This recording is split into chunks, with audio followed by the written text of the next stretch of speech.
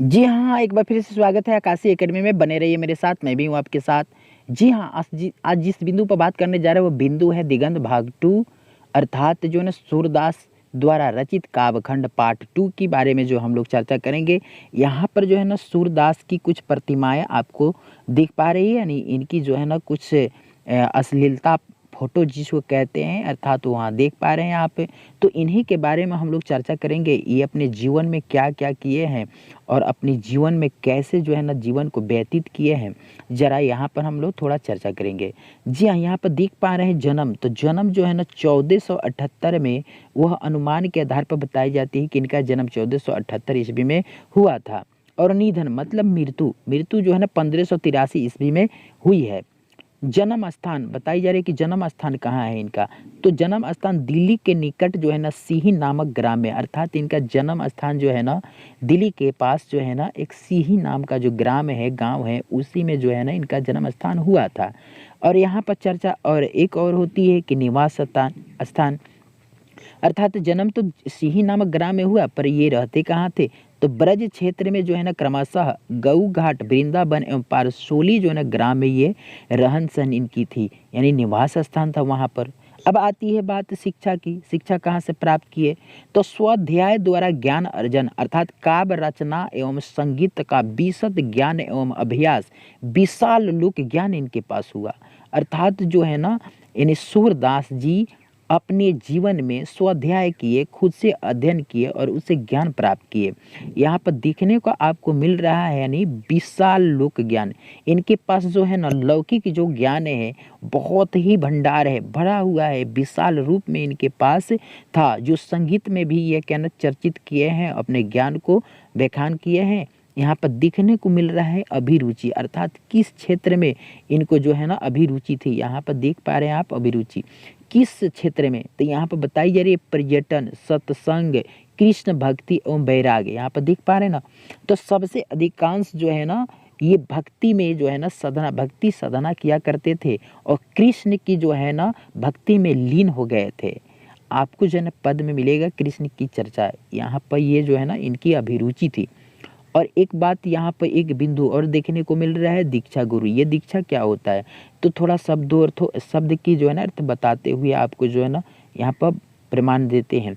दीक्षा अर्थात जो है ना दी प्लस इच्छा होता है, यानी दिया गया जो है ना इच्छा दीक्षा कराता है। तब पहले क्या होती थी, गुरु के आश्रम में लोग रहकर जो है ना शिष्य रहकर पढ़ा करते थे, यानी ज्ञान अर्जन करते थे। तो यहाँ पर जो है ना गुरु के द्वारा दी गई जो है ना इच्छा को, मन भावना को जो है ना वहाँ पर दीक्षा कहा गया। तो उन गुरु को जो है ना हम लोग क्या कहेंगे, वैसे गुरु जो पहले क्या करते थे, अपने आश्रम में रख करके ज्ञान बांटते थे, उन गुरु को हम लोग क्या कहेंगे, दीक्षा गुरु कहेंगे। तो दोस्तों यहाँ पर देख पा रहे हैं यहाँ पर कि महाप्रभु क्या कहते हैं कि महाप्रभु वल्लभाचार्य यानी शुद्ध दैतवाद एवं पुष्टि मार्ग की भक्ति साधना के प्रवर्तक प्रसिद्ध दार्शनिक आचार्य एवं संत थे, उनके द्वारा इनको जो है ना दीक्षा मिली थी। आइए यहाँ पर देख पा रहे हैं कि अब दीक्षा काल कितना से कितना समय तक इनको दीक्षा मिली थी, तब 1509 से 10 के ना के बीच में अनुमान के आधार पर बताई जाती है। विशेष रूप से ये क्या किए, जन्म से अंधे अथवा बड़े होने पर दोनों आंखें जाती रही, ऐसे जो है ना बताई जाती है। मृदुल विनम्र निरभिमानी भावुक और क्या है ना अंतर्मुखी स्वभाव के विरक्त महात्मा थे ये। जी हाँ दोस्तों, यहाँ पर भिन्न प्रकार के जो है ना कविवरों में और क्या है ना मनोभाव जैसे जो है ना व्यक्तियों में इनके जीवन के बारे में, इनके नेत्र के बारे में चर्चा ही नहीं हुआ है। अर्थात जब इनके पास नेत्र नहीं होता तो कृष्ण की लीला को गजब कैसे बना देते, अर्थात उस लीला को जो है ना रचनावाद एकदम, यानी अपनी बारीकी आँखों से देख कर के ही उनकी लीला को लिखा जा सकता है। तो दोस्तों यहाँ पर इनके जीवन के बारे में तो जान पाए हैं, पर नेत्र यानी जन्म से अंधे थे या बाद में अंधे हो गए, तो इन जो है ना भक्ति धारा से और कृष्ण की लीला के जो है ना रचित विरक्ति जो है ना के माध्यम से नहीं लगता है कि यानी सूरदास जी जन्म से अंधे होंगे। यहाँ पर एक और बिंदु देखने को मिल रहा है, कृतिया, ये कैसे कैसे कृतियाँ किए हैं, तब प्रमुख रूप से यहाँ पर देखने को मिल रहा है सूरसागर, यानी सूरसागर, साहित्य लहरी और क्या ना रदार, शकेली, सुरसा, क्या है यहाँ पे बता रहे हैं सुरसावली आदि, ये भिन्न भिन्न प्रकार के जो है ना रचना किए हुए यहाँ पर देखने को मिल रहा है। तो यहाँ तक आपके जो है ना सूरदास के जीवन के बारे में हम लोग आज यहाँ पर चर्चा किए, और इनके पद के बारे में जो हम लोग क्या करते हैं और देखते हैं कि पद के माध्यम से क्या बताना चाहते हैं सूरदास जी। जी हाँ, यहाँ पर देख पा रहे हैं आप सूरदास जी का पद, और इस पद के माध्यम से वो क्या बताना चाहते हैं, अर्थात जो न वात्सल, बच्चे के बीच जो स्नेह है, यानी बालक के बीच जो स्नेह होता है उसको वात्सल कहते हैं। तो माता यशोदा और कृष्ण के बीच में जो स्नेह है, उस स्नेह को सूरदास जी प्रकट किए हुए, उजागर किए हुए हैं। कैसे? इस जो है ना पद के माध्यम से। यहाँ पर हम इस पद को समझेंगे। क्या कहते हैं कि जागिए ब्रजराज कुंवर, कमल कुसुम फूले, कुमुद वृंद संकुचित भय, भृंग लाता भूले। यहाँ पर देख पा रहे हैं आप, इस जो है ना थोड़ा सा शब्दों का अर्थ समझेंगे। कमल माने होता है कमल का, कमल। अब कुसुम माने होता है पुष्प। कुमुद वृंद मतलब होता है जो एक प्रकार की फूल पुष्प जो रात्रि को खिलते हैं। संकुचित माने होता है मुरझाना। भृंग मतलब होता है भौरा। लता माने होता है लती पौधे, ठीक है ना। भूले माने होता है भूलना। अर्थात माता यशोदा कहती है कि हे ब्रजराज कुंवर, आप जागिए, क्योंकि कमल जो पुष्प है, कमल जो फूल है वह खिल रहे हैं, और कुमुद जो पुष्प है वह मुरझा रहे हैं, और भौरा जो है उस लते को भूल रहे हैं। हे ब्रजराज, आप जागिए। आगे क्या कहते हैं कि तमचूर खगरोर सुनहु बोलत बनराई, रांभती गो खरीकनी में बछरा हित धाई। अर्थात माता यशोदा कहती है, यहाँ पर थोड़ा सा अर्थ लगाते हैं। तमचूर, तमचूर मतलब होता है मुर्गा, खग मतलब होता है पक्षी, रोर मतलब होता है कोलाहल, ठीक है। रामती माना होता है रंभाना यानी चिल्लाना, गो माने गाय, खरीकनी मतलब होता है बाड़, अर्थात जहाँ मवेशियों को बंधा जाता है, ठीक है ना। तो माता यशोदा क्या कहती है कि तमचूर अर्थात मुर्गा पक्षी कोलाहल कर रहे हैं, और गाय भी अपने बछड़े के लिए रंभा रही है, अर्थात चिल्ला रही है। हे ब्रज राजा, आप जागिए। आगे क्या कहती है यशोदा, अर्थात ये सूरदास जी इस जो है ना पद के माध्यम से माता यशोदा और क्या है ना कृष्ण के बीच के स्नेह को बताए हुए हैं, लीला को बताए हुए हैं। आगे क्या कहती है यशोदा मैया, जरा देखेंगे। विद्यु मलिन रवि प्रकाश गावत नर नारी, सूर श्याम परातः उठो अम्बुज करधारी। यानी यहाँ पर क्या होता है, थोड़ा सा अर्थ देखते हैं। विद्यु, विद्यु माने होता है चंद्रमा। मलिन मतलब होता है मलिन हो जाना, छुप जाना। रवि मतलब होता है सूर्य यानी दिनकर, दिवाकर, ठीक है। यहाँ पर सूर्य यानी सूरदास की चर्चा हो रही है। श्याम मतलब कृष्ण, ठीक है। मदन उन्हीं को कहा जाता है। अम्बुज मतलब यहाँ पर भी कमल होगा। अम्बुज मतलब क्या होगा, यहाँ भी कमल की बात हो रही है। अम्बुज मतलब कमल, ठीक है ना।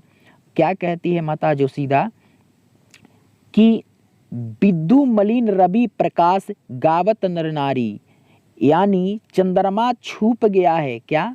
चंद्रमा छुप गया है और सूरज जो है ना निकल गए हैं, और नर नारी गीत गा रहे हैं। यानी सुबह के समय आप देखते होंगे कि सूर्य भगवान से निकल जाते हैं तो नर नारी पूजा के समय, पूजा अर्चना के समय थोड़ा सा क्या करते हैं, भजन वगैरह करते हैं लोग, ठीक है ना। तो वही कहती है माता यशोदा कि यहाँ पर कि चंद्रमा जो है ना छुप गया है और सूर्य यहाँ पर निकल गया है, और नर नारी जो है ना गीत गा रहे हैं।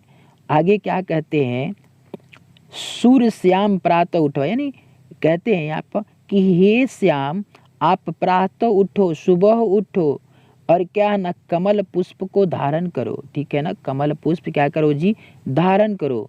तो दोस्तों यहाँ पर आपको समझ में आ ही गया होगा। अब हम बढ़ते हैं आगे। जी हाँ, यहाँ पर देखने को मिल रहा है सूरदास जी का दूसरा पद। ये दूसरा पद के माध्यम से क्या बताना चाहते हैं, यहाँ पर देख पा रहे क्या कहते हैं, जीवत श्याम नंद की कणिया। कणिया मतलब होता है गोंद, कणिया मतलब क्या होता है गोंद, श्याम मतलब होता है कृष्ण, कन्हैया, ठीक है ना। जीवंत मतलब मुख में भोजन करते हुए, यानी भोजन करना, ठीक है। तो ये अपने जो है ना बिंदु से क्या ये जो है ना सूरदास जी बताते हैं कि जेवत श्याम नंद की कणिया, यानी जो है ना नंद बाबा अपने गोद में श्याम को लेकर भोजन करा रहे हैं।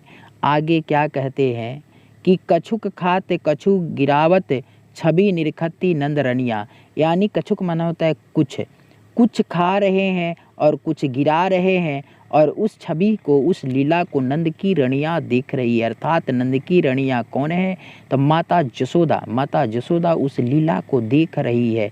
आगे क्या कहते हैं, बड़ी बड़ा बेसन बहु भातनी व्यंजन विविध अगणिया, यानी यहाँ पर कहती है जसोदा मैया, यानी ये जसोदा मैया के जो दृश्य को देख रहे हो उस चीज़ को कौन बता रहे हैं, यानी सूरदास जी बता रहे हैं कि बड़ी बारा बहुत ही अच्छा लगता है कृष्ण कन्हैया को, ठीक है ना। भिन्न भिन्न प्रकार का व्यंजन सब्जी जो है ना पकवान खाना चाहते हैं वो, लेकिन क्या डारत खात लेत अपने कर रुचि मानत दधी दुनिया, वह कुछ जो है ना अपने हाथ में लेकर के डाल रहे हैं, खा रहे हैं, और सबसे ज़्यादा उनका जो रुचि होता है वह दुनिया का दही, यानी मिट्टी का बना हुआ पात्र होता है दुनिया, उस दुनिया का दही जो है ना उनको बहुत ही अच्छा लगता है, रुचिकर होता है। आगे क्या होता है, मिश्री दही दधी माखन मिश्रित करी मुख नावत छवि धनिया, नावत माने मतलब मुख में डालना, ठीक है ना। यहाँ पर क्या कहते हैं, मिश्री का मिला हुआ, मिसलेनियस अर्थात मिला हुआ माखन दही का जो है ना मिसलेनियस यानी मिक्सचर अपने मुख में डाल रहे हैं, ठीक है ना। अपने मुख में क्या कर रहे हैं, डाल रहे हैं। धनिया मतलब प्रभु आप धन्य हैं, आपका लीला धन्य है। आगे क्या होता है, क्या कहते हैं, आपुन खाते नंदमुख नावत, यानी अपने खाते हैं और नंद बाबा के मुख में भी डाल रहे हैं। सो छवि कहत न बनिया, इस छवि को जो है ना किसी प्रकार से उल्लेख नहीं किया जा सकता है।